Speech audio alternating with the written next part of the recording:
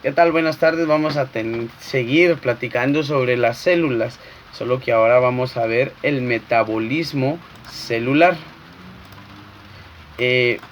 Podemos decir o tomar en cuenta que la célula es una máquina que necesita energía para realizar sus trabajos. Al igual que los seres vivos necesitamos la energía para poder realizar nuestras actividades o podernos transportar de un lugar a otro. Entonces lo mismo pasa con las células. La fase del metabolismo celular se divide en dos, en catabolismo y anabolismo. El catabolismo es una reacción destructiva. Esta se encarga de sacar todo lo que no sirve de lo que va a absorber la célula y transportar lo que va a utilizar. Se contiene la energía ATP y se producen moléculas sencillas de desechos. En el caso del anabolismo, reacciones constructivas. Estas reconstruyen las reacciones para poder alimentar o darle energía a las células. Precursores sencillos se convierten en moléculas complejas, se gasta energía ATP. En el catabolismo podemos encontrar la glucólisis, es la primera fase del catabolismo. De los azúcares tiene lugar en el citoplasma de la célula y no necesita la presencia del oxígeno para poder tener una reacción. Es un proceso anaerobio que lo realizan todas las células vivas, tanto las procariontes como las eucariontes. El producto más importante de la degradación de los carburos o los carburantes metabólicos es el acetil CoA, ácido acético activado con el coenzima A, que continúa su proceso de oxidación hasta convertirse en CO2 y H2O mediante un conjunto de reacciones que constituyen el ciclo de Krebs, punto central donde confluyen todas las rutas catabólicas de la respiración aerobia. Este ciclo se realiza en la matriz de la célula. Es conocido como el ciclo de Krebs.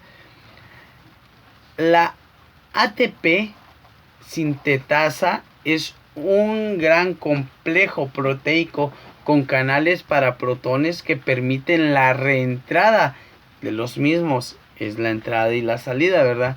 La síntesis del ATP se produce como resultante de la corriente de protones fluyentes a través de la membrana ADP más P ATP. Los protones son transferidos a través de la membrana desde la matriz al espacio intermembrana como resultante del transporte de electrones que se originan cuando el NADH cede un hidrógeno.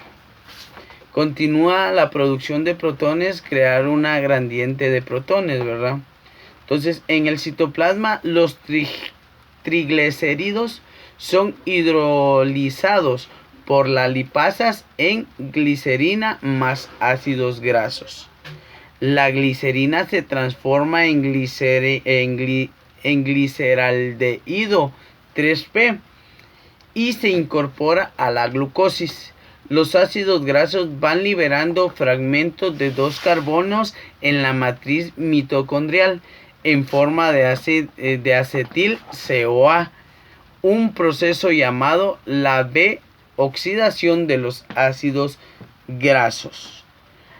Las proteínas no se utilizan normalmente como fuentes de energía. Hidrólisis de la proteína produciendo aminoácidos libres. Desminación, el NH2 se elimina de diversas formas. El esqueleto carbónico acetil-CoA. Veamos ahora la respiración celular. La degradación de la glucosa mediante el uso de oxígeno o alguna otra sustancia inorgánica se conoce como la respiración celular. Es respiración celular que necesita exigentemente llamada respiración aeróbica o aeróbica. Entonces podemos darnos cuenta que cuando vemos la respiración también se utiliza la glucosis, liberando solamente el 10% de la energía disponible en la glucosa. La energía restante se libera al romper cada molécula del ácido piróvico en agua y dióxido de carbono. El primer paso es la conversión del ácido pirúvico con ácido acético, el cual está unido a la coenzima A. El ciclo del ácido cítrico. El ciclo se conlleva desde el ácido cítrico, es el cual se completa la degradación de la glucosa. El ciclo del ácido triclítico. La molécula de la glucosa se degrada completamente una vez que las dos moléculas ácidas pirúvico entran en la reacción química cítrico, ¿sí? Entonces cuando las unimos estas dos moléculas se produce el ciclo del ácido cítrico. Este ciclo puede degradar otras sustancias que no sean acetil-CoA como productos de degradación de los lípidos, proteínas,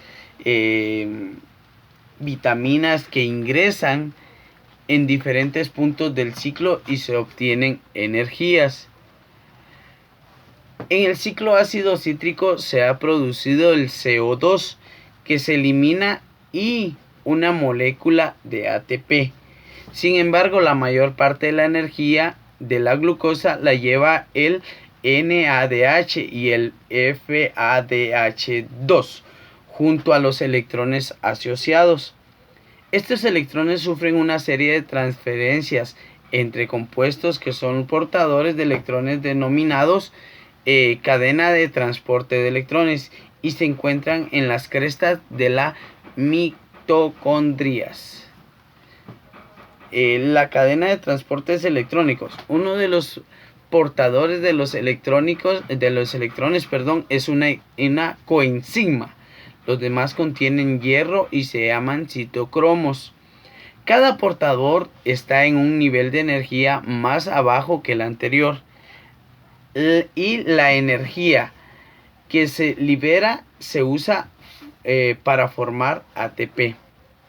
Esta cadena produce 32 moléculas de ATP por cada molécula de la glucosa degradada que más 2 ATP de la glucólisis y 2 ATP del ciclo ácido cítrico.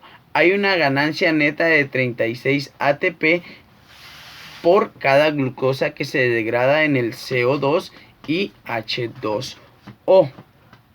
La respiración anaeróbica. No todas las formas de respiración requieren oxígeno. Algunos organismos, bacterias, degradan su alimento por medio de la respiración anaeróbica.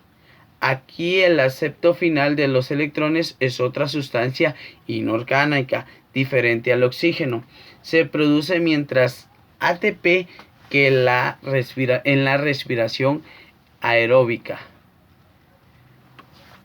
En el caso de la respiración o la fotosíntesis es un proceso donde la energía solar es convertida en una energía química. Este es un proceso mediante el cual los vegetales transforman con la presencia de la luz solar las sustancias inorgánicas que toman del medio en material orgánico nutritiva. Los cloroplastos están formados por granas y tilacoides. Estos últimos que contienen los pigmentos que absorben la energía solar. Podemos ver también que en las plantas están los tejidos superiores, el cloroplasto, poros de una hoja, estomas, haz de la parte inferior.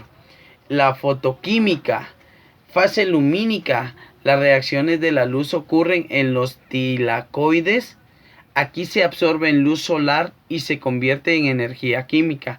El agua se fotodescompone, liberando el oxígeno O2 y se sintetiza ATP y NADP2. Los cloroplastos captan la energía solar para formar ATP.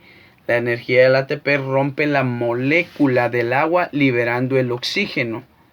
La planta absorbe del medio ambiente el carbono CO2 y el agua H2O, que les servirá en la producción de los alimentos. Hablando de la biosintética, fase no lumínica, las reacciones de oscuridad ocurren en el estroma.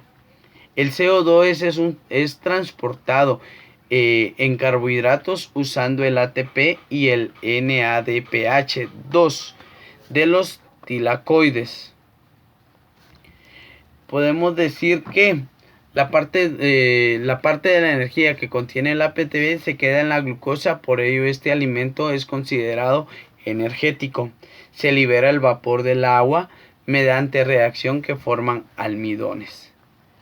Entonces eso ha sido lo que es la fotosíntesis, un poquito de cómo hay lumínica y también la biocéntica como la fotoquímica. Nos veremos en el próximo video.